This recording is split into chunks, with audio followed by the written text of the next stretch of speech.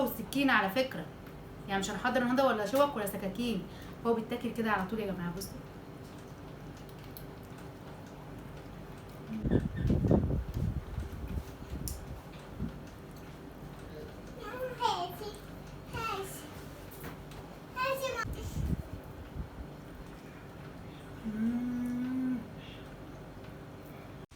تعالوا بقى كده بسرعه اقول لكم ازاي عملت الحمام اللي طعمه روعه دوت يا جماعه. دي طريقه ماما، ودي من احلى الطرق اللي بتظبط معايا جدا في الحمام. يعني عملت طرق كتير جدا، اكتر طريقه بيطلع طعمها حلو هي الطريقه بتاعت مامتي، ربنا يخليها ويديها الصحه يا رب.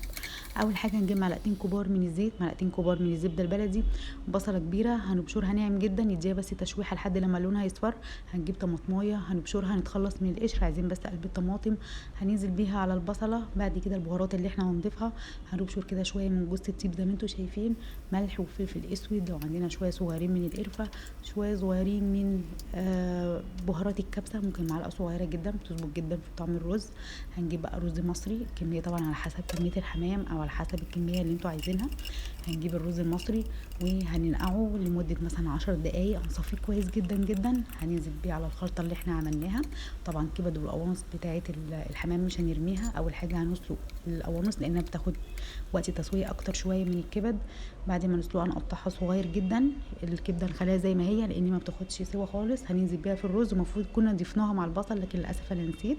بس لما سالقين القوانص خلاص تمام جدا، ممكن نحطها في اي وقت لاني كده كده مش هتاخد اي وقت خالص تسويه. هنغطي بقى الرز يا دوبك يعني فوق كده الرز بقولة الصباع. عايزين بس الرز يستوي 3/4 تسويه، لان بقيه التسويه هيكملها داخل الحمام وهو الحمام بيستوي.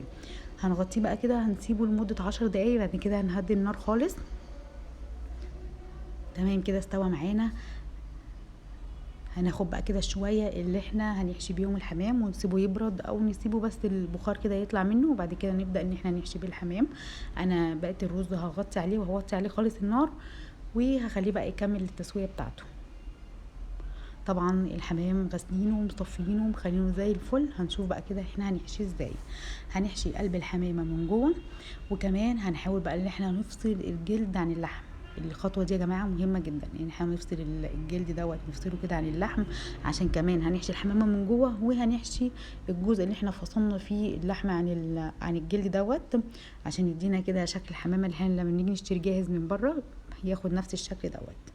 هنحشيه بقى كويس جدا جدا، ونحشيه طبعا براحتنا لان يعتبر ان الرز مستوي، يعني ناقص له حاجه بسيطه جدا. ف يعني حجمه مش هيزيد قوي، فما تقلقوش يعني احشوا براحتكم، بس طبعا براحه جدا لان الجلد بتاع الحمام ما بيكونش مستحمل. بعد بقى ما حشينا كده الحمامه من جوه ومن حوالين الجلد ومن عند الزور، هنقفلها بقى بنفس الشكل اللي انتوا شايفينه دوت، وننضفها جدا من الرز، مش عايزين اي رز كده حواليها. الشوربه بقى اللي احنا هنسلق فيها الحمام، هنجيب طماطمايه كده نقطعها 4/4، جزرايه، بصل، ورق لورا، فلفل اسود وملح. وبعد كده هننزل بقى بالحمام كده بالراحه زي ما انتوا شايفين. هنظبط بالظبط يا جماعه الساعه لمده 40 دقيقه بالظبط على نار متوسطه. بعد 40 دقيقه هنطفي النار. بعد كده هنطلع بقى الحمام كده وهنصفيه زي ما انتوا شايفين. كده خلاص استوى جدا معانا. بصوا يا جماعه، ولا واحده فرقعت ولا واحده طلع منها الرز ولا اي حاجه خالص من القصص دي. بس الحمام كده محافظ على نفسه كده وعلى شكله، يعني زي ما حشيناه هو بعد ما اتسلق نفس الشكل.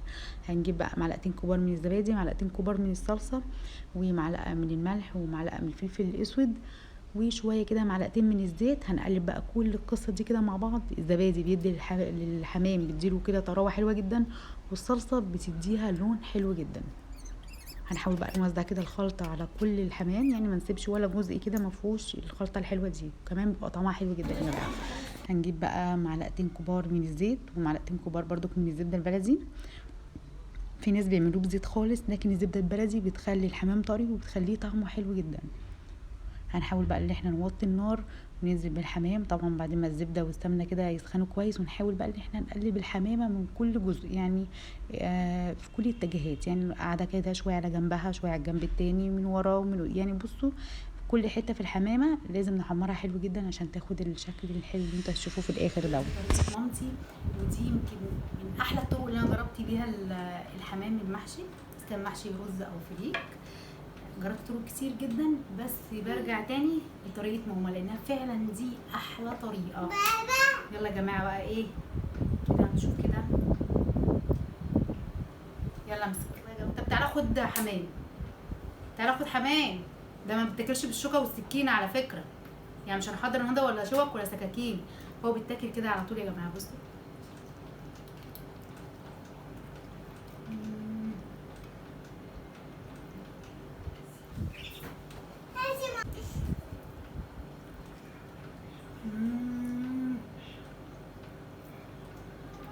حميتي ايدي هقولك.